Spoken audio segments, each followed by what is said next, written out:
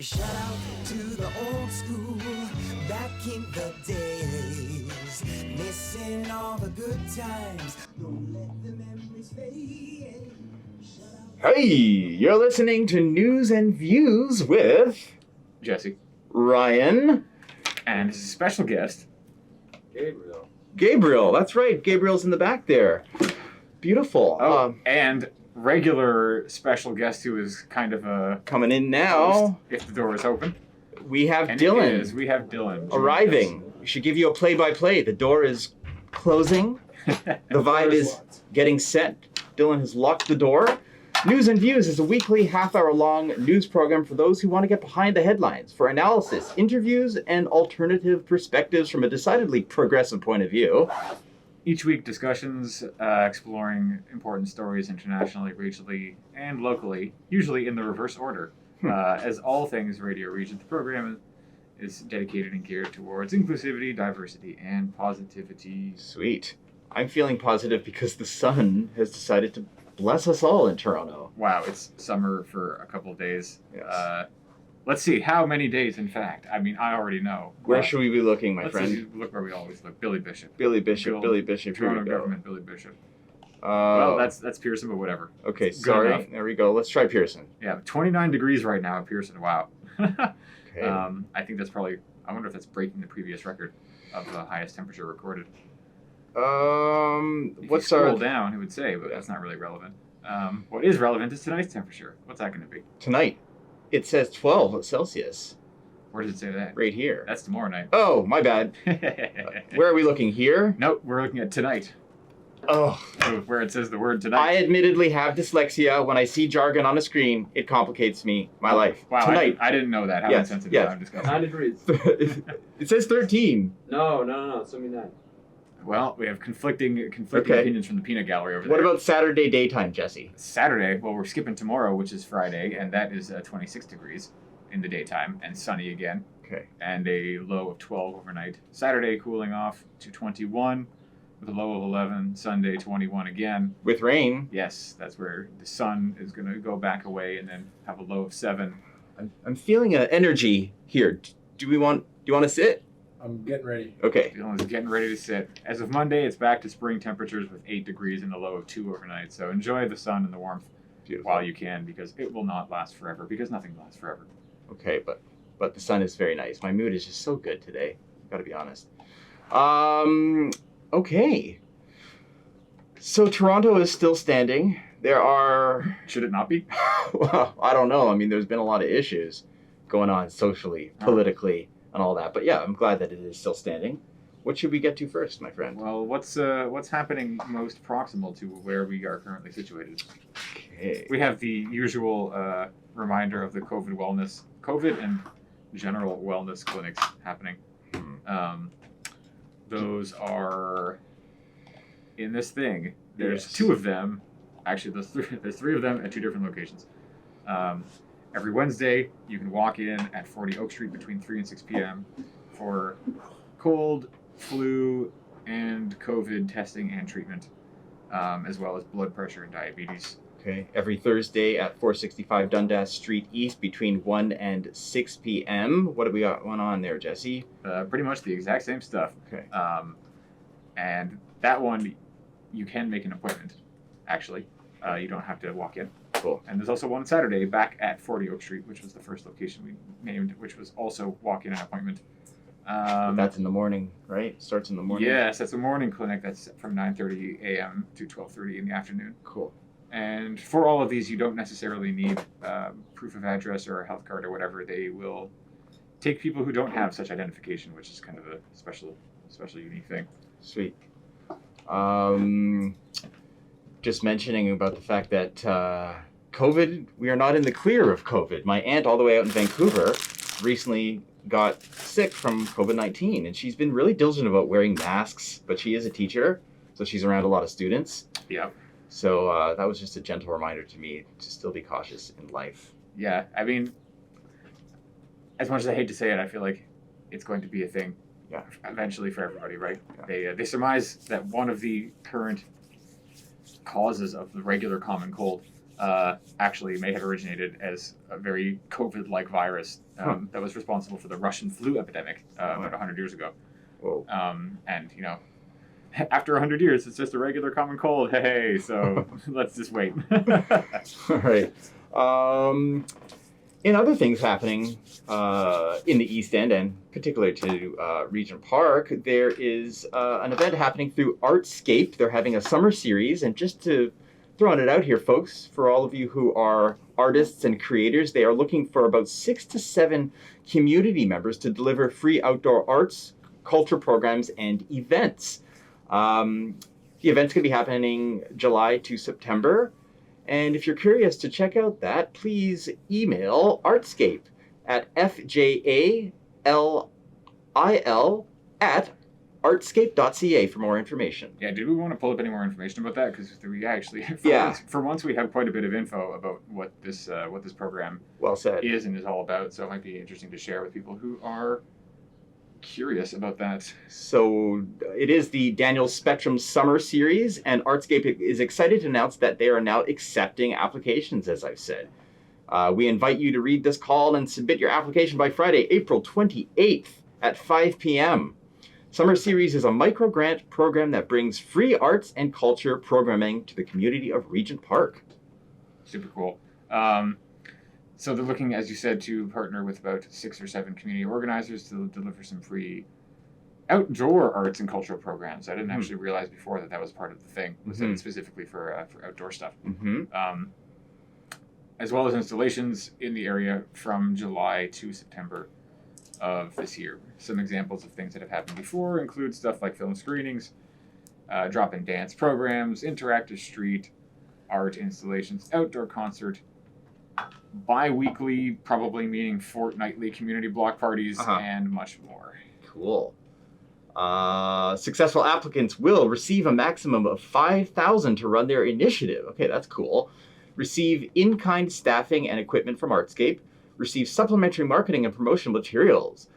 Become part of a growing initiative that engages and inspires Regent Park residents through free outdoor arts and cultural programming. Neat. Yeah, super sweet. Please note that while a key goal of the initiative is to engage youth aged 14 to 29, Artscape is also encouraging applications geared to all age groups.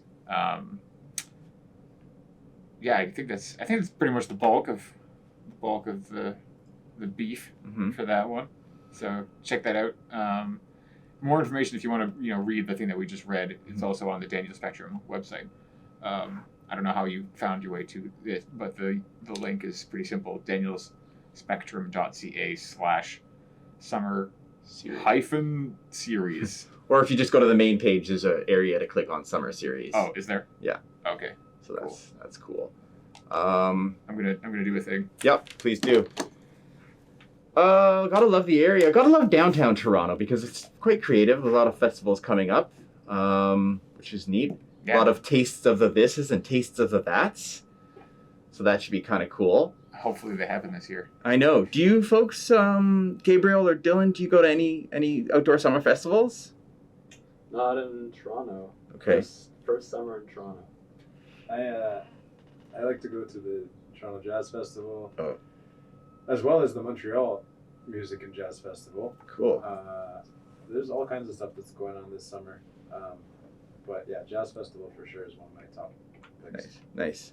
I like that. I before the pandemic, I did a lot of the Jazz Festival down at the Harbourfront Center. There's so many jazz festivals. I always forget which one is which when people talk about it. I know. I think of the Beaches Jazz Festival, which I went to True. last summer for the first time in like 15 years. But there's also the JV ones that happen downtown. Right. Like the TD one, which is like the big one. Yeah, there's like a Greek town one. There's like there's Little Italy that has their own stuff. Cool. Which is not necessarily jazz, but also very nice music. Yeah, nice. Same actually with the Beaches. There was some funk and there was some Brazilian drumming, which was pretty cool when I went. Cool. Yeah, it's pretty diverse. Should we talk a little bit about Moss Park developments? Well, you're the local expert on that one, so. I'm not an extreme expert, but I've been keeping my eye on the social development plan for Moss Park, which is taking place. Part 2 is happening. And there's just a really interesting article written by Ray Corelli of the Toronto Star in his 1964 book. He wrote some disparaging comments about Moss Park. He said it is a gray, faceless jumble of scowling warehouses, junk-strewn alleys, and 1,000 painted windows that look like sightless eyes in buildings that have gone blind from old age and neglect. That's very descriptive and sad. It is. It is. But as you walk through Moss Park, you can see right now there's a lot of construction. And there's going to be a huge community center being built there. Oh. But the article says that basically what needs to happen with Moss Park is a social development plan. Instead of just like throwing money in infrastructure, right? Yeah. It's just like, here, now the buildings are nice. It'll be fine. Right. Exactly. And it also says information is key. Sorry, Dylan. The only thing I noticed in Moss Park today as I rode my bicycle by was that there's a second TP going up, and there's now no fines. The city cannot fine people for putting tents in the parks. Interesting. When did that happen? Within the past couple of days, I think. Wow. I mean, that's good. We keep kicking everyone out, even across Canada, in Vancouver and Hastings Street. They're quickly telling people to leave. The police and the city are clearing people away, and guess where they're going? To the alleyway. So it's like you gotta help people. You leave the main street and then you turn a corner and then you stay there, right? Right. It's like the Lee of the Stone. What's that? The Lee of the Stone, like a secretive Nim. I haven't seen the movie ever. Yeah, you want to be on the lee of the stone, just on the side that you're protected from the wind. If you ever find yourself in a windy alley. Interesting. Well said. Should we change it up and bounce around a little bit here? We have dear Gabriel here, who is our guest, Hello. and he is from the Waterloo region. Yes. Now, the reason I've just barged in, and Jesse's panicked because I'm going all over the script here, but I mean, that's totally fine. This is exactly thematically connected with who we were just talking to, and I feel like this is a great time to make this link. totally. You highlighted a neat article about something happening in Waterloo. Yeah. So this is something that I think we kind of looked at in preparation for a previous show. I don't know whether we actually got to it at all. I don't think we did. However, the Court of Waterloo has recently ruled that cities cannot evict encampments, and that's a pretty big deal. And as Dylan was just saying, the city of Toronto now can't fine people. Like this is Step. Yeah, it's a very, very connected thing. I was talking to Gabriel about some of the encampments, and they were set up. Where were they set up, or have they been set up in Waterloo? There were a few. There was one in Victoria Park, which is a really nice park in Waterloo. It's actually in Kitchener, which is part of Waterloo.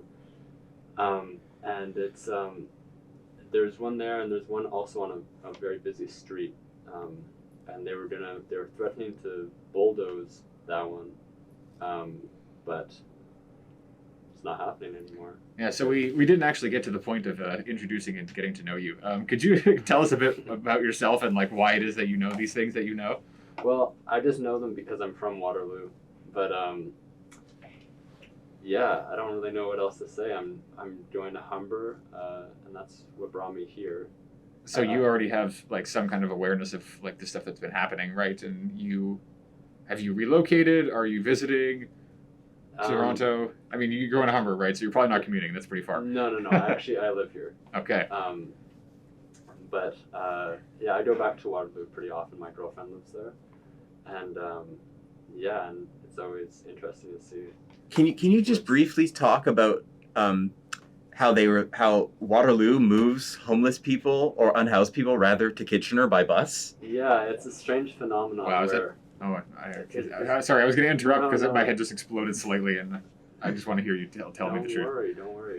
There was an interesting phenomenon that you notice if you live in Waterloo, so Waterloo is a tri-city area, so there's Cambridge, Waterloo, and Kitchener, and I grew up in Waterloo, and if you go uptown to Waterloo, it's a very clean, very nice place, but Kitchener is like the opposite. Like this one night I was walking home from downtown Kitchener, and the streets were just lined with homeless people, and there's this interesting phenomenon where it seems like the city moves homeless people from uptown Waterloo and brings them to downtown Kitchener, like deports them. Crazy. So how do you know more about how that actually kind of comes to pass? Like, I mean, at this point they can't evict people, right? So I'm assuming this is not going to be happening anymore. Yeah, well, I don't know what the difference is between like evicting someone who's living in a tent and someone who's just sleeping out on the street. So I don't know if you're still actually allowed to push people off the street. I know that businesses do that all the time. So Uptown Waterloo is essentially just 100 small businesses. So yeah, I don't know. Well, Interesting to see how each town or place deals with unhoused populations. yeah, Dylan, looks like you've got something to contribute. Yeah. The same thing happens in California, in San Francisco and LA. Oh yes, They give this is people a true. bus ticket and they send them to Sacramento and Grass Valley, which is about 2.5 hours from San Francisco, and Sacramento, it's about an hour north of Sacramento. They give them a sandwich and put them on the bus, bring them to the woods. Wow. So Well, San Francisco is going crazy right now. The Cash App creator, or one, was just murdered there. Sorry, I was going to say Sin City, not Silicon City. they're both kind of sin cities, in a way. different kinds, right? Silicon Valley. Yeah. Well, I'm curious, like, when you say that the city will just give people a sandwich and a bus ticket and then send them on their way, like, Literally. why are they inclined to do that? So I've heard a similar thing happens in Toronto to Vancouver, but that's too far, so I don't know whether it's true, and I've never had any corroborating evidence from any source on this. But that makes sense, at least, because Toronto's too damn cold to survive in the winter on the street. But if you're in San Francisco, like, San Francisco isn't the warmest place in California, but, like, it's a lot more comfortable than other places. Yeah, it's always about 15 degrees in San Francisco, at least in the winter as well. Yeah. It's very balmy, foggy. But LA, for example, LA is like, quite far south. It's Yeah. quite warm. There's lots of stuff. I would imagine there's resources for people to access if they're like kind of unhoused there. Are they kind of like colluded into getting on this bus and taking this sandwich, or is it like in their best interest to accept this I mean, I think quote the unquote idea is offer? I think the idea is that, like, it's your choice to get on the bus. Like, you could probably still have a sandwich if you don't get on the bus. Right. But I guess the idea is, like, you want to move on to greener pastures. Like, I'm sure taxpayers of San Francisco, for example, pay a lot of money to get them moved out. Maybe Right. that's part of the funding that occurs. But once they get to Grass Valley and Sacramento and stuff like that, it's really about, like, what are they going to do? They're going to live in the bush? Right. Well, that's the trick. I'm like, Yeah, and they're not going to bother anybody, right? but like as an unhoused person, like, why would you take that offer? You'd be going from a city where you have like ostensibly other people around, you can access food or shelter or bathrooms or whatever. Yeah. But if you're in Grass Valley, like, I know Sacramento, I don't know Grass Valley. Like, it just sounds like a valley full of grass. Like, Yeah, it really what's there? is. What's there for you? If you don't have any survival skills, you can't live in the bush, right? So yeah, if you got survival skills, you take the bus ride and the sandwich. If you don't, you stay in San Francisco. and take the sandwich and sell the bus ticket. Maybe. Always take the sandwich. Take the sandwich and sell the bus ticket. Right. I've also heard the same thing from Waterloo to Toronto. Like, I don't know which way it is, but I know that there's a similar thing that happens where they send homeless people back and forth. Apparently, this is just like a thing that happens between every city and every other city in North America, because it's like, I didn't know it happened between all these other places too. This is really Like, interesting. just ship them there, ship them this way, move them here. And also, like, who is engaged in this actual work? Like, I mean- which city employee is going around Well, I mean, approaching people on the streets and being like, here's a bus ticket to X destination? Well, maybe there's a bus line that has a good deal with the government, and they're just like, let's move them. Maybe in Canada, Greyhound hasn't actually gone out of business. They just operate in this like dark web equivalent of like shipping unhoused people places on their Yeah, they're all buses. parked down by the circus over there on Lakeshore, Oh no, east of Parliament. where the Cirque du Soleil is happening now. Yeah. Well, Speaking of circuses, speaking of transportation, the Toronto TTC supposedly has reported that violence and incidents of harm have gone down after beefing up security. But Wow. co-host Jesse here reminded me, is that article even true? Like, what's the truth around some of the media around this issue, Yeah. Also, like safety incidents, as like I didn't actually, to be fair, dig into this article Yeah. as much as I've dug into other things, but like there was a report some time ago about like the fact that the TTC reports on its Twitter safety incidents of every possible nature, Yeah. and that doesn't mean like violence. That doesn't mean, you know, stabbings. That doesn't mean pushings necessarily. It means Okay. it means like anything to do with safety, and that can include like somebody wandering onto the tracks, or it can include far more things than like an increase in person-to-person violence. And Self-defense classes have gone up in all of Toronto. you Have show that guys- to the camera. Yeah. It's like This is Dylan's because he's a boxer. Ryan is holding a boxer. boxing glove for those listening and not Right. watching. But yeah, apparently self-defense classes in Toronto have really gone up. People are trying to protect themselves on the TTC. Yeah, I was down at the beach earlier punching a tree. Were you? How was that? Not like hard, just like gently, Okay. right? So Like they're- little punches for the tree. Cool. Yeah, that whole fight or flight situation that can happen when violence happens. You got to be prepared for it, right? I am looking at this fancy graph of offenses against customers, and there's a Wow, it goes way up there. yeah, but there's also a target, which is funny, that is not zero. Like Was it the beginning of the pandemic that it went up? It went up in help me Yeah. out here. What was yeah, it? yeah, that's exactly here. So Yeah. we have 2017, 2018, 2019, all well below this threshold of one what? Offenses per 1 million boardings. Boardings. Okay, so I guess 1 in a million is not that bad. But Okay. also like this graph only goes up to 3 in a million, Okay. and that's like nothing actually hits 3. So I guess, you know, overall maybe it's not as bad as it seems to be. But Yeah. this is on the other side. It's like, oh, the media is reporting all this violence, although, you know, a 16-year-old being knifed to death in Kiel Station, that's pretty serious. Alright. Anyway, very beginning of 2020, it goes from like nothing, you know, well below 1 to well above 2.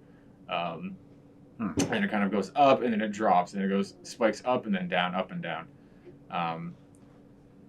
So that's pretty interesting. But I'm seeing here 2023 in February, there's a sharp decline. But I mean, the other thing that's interesting too is like throughout this entire like trend graph, there's been sharp declines where there was no increased presence of police or security people on the TTC, right? So Weird. to say that this is causative and not correlative is a huge leap. I'm done talking. So No. if you were able to look at the graph and then figure out what days those things happened on, and then like realistically, you know that movie where they predict the crimes before it happened? Minority Report. Right. Minority Report. Right. So like Yeah. if you look at the days in which people break the law, can you prevent it in the future? Or say, oh, today is April 12th? 13th. Oh, 13th. Actual today, yeah. Today is So actually today is Thursday 13th. the 13th, but on Friday the 13th, in the full moon, maybe more things happen. Yeah, yeah. If we track what happens, then maybe we'll learn True. something. Yeah, we'll have to see what transpires at the TTC. I'm Yeah. What do you think? Like, what do you think caused the spike aside from COVID? Like, what about COVID? did that? Lockdown. lockdowns and mental health, I think. Well, yeah. I mean, there's a lot of reasons that people kind of theorize why these things have happened, right? And some of them are like, oh, well, as Ryan says, mental health, which is like, what does that even mean, right? I've It's I've kind been of a doing broad- I've been you're doing a lot right. of independent reading about. Well, like I mean, of that depression. label. I think depression leads to and instances of maybe self harm or like. You're right. Yeah, It's a it's like, blanket okay, statement. I feel kind of anxious today. I'm gonna push somebody into the subway, right? It's like the Yeah. term mental health is so ill-defined. You're right. It's a lot of things, and it's the money factor. The fact that rent is so god awful expensive in the city. All that weighs upon an individual, especially if they have some more. Yeah. I can't talk on this. I've got something. I got What? something else. Let's just unload. Go. Okay, so the federal government just removed mental health services for people trying to do medically assisted death. Did not know Wait, about what? that. Yeah. So if you want to do medically assisted death, they will not provide you mental health services during that time. Wow. So they're That's- really not helping situations. Okay. Also, Sorry, I need You to go. jump in because this is a topic that I'm kind of like on. I know that this past March they were looking to expand eligibility for medical assistance in dying, also known as MAID, to people with quote unquote mental health conditions as opposed to simply physical ones. This is separate from that. I'm not sure where it lies, but I know that the mental health area of that service is not funded, and the federal government struck it down last month. Really? I don't know to what length, but I know that they're So- definitely cutting back mental health services in regards to medically assisted death. Oh, like as two parts of one kind Yeah, of like thing. they're saying Oh, we will okay. allow you to end your life, but we're not going to help you with mental health And you- services throughout that time. And you can't use Wow. psilocybin, which is actually extremely beneficial to end-of-life In patients. small doses. Small yes. doses. Thank you. Wow, that's very interesting. We've Yeah. got a lot. I mean, we could touch more on this next show. I have to be the bearer of bad news. It's 5:01. Yeah, I mean, I'm also looking at our clock, which has us at not quite 0 minutes, but not very many minutes. True, right. So maybe we can always return. Also, we should return to talk. We should rather talk a little bit about the mayoral race next show because people want to hear about that. Apparently, I mean, yeah, Many candidates? There's so many people coming in and like things happening, and I feel like we've talked about it before. So true. But if we go 1 week without, I would say it wouldn't be the end of the world. Like I'm Well sure said. lots of things will have happened by Yeah. next week, and Yeah. we'll have like look at all these things that are happening. right. Oh, it's only because a big cheese at Regent Park Focus mentioned that we could highlight it again. Okay, well, But we'll talk about that. Yeah. You're right. There's There's more than like 40 candidates or something. So it's a Wow. lot. well, Don't forget to drink water. Don't forget to put on sunscreen. Don't forget to put on aloe after you get sunburned. Don't forget to eat. Don't forget to sleep. And yeah, don't forget to get outside because it's beautiful Yeah. out there. or if you can't, open a window. Open all the windows. Yeah. Mhm. Unless you don't like dry air, because I Or- don't, and my skin is, for the first time in not winter, is still very lizardy. If you live next to a big roadway, maybe don't open all your windows. You get dust. In your Yeah, it's noisy. Hmm. Any last things that we want to touch on?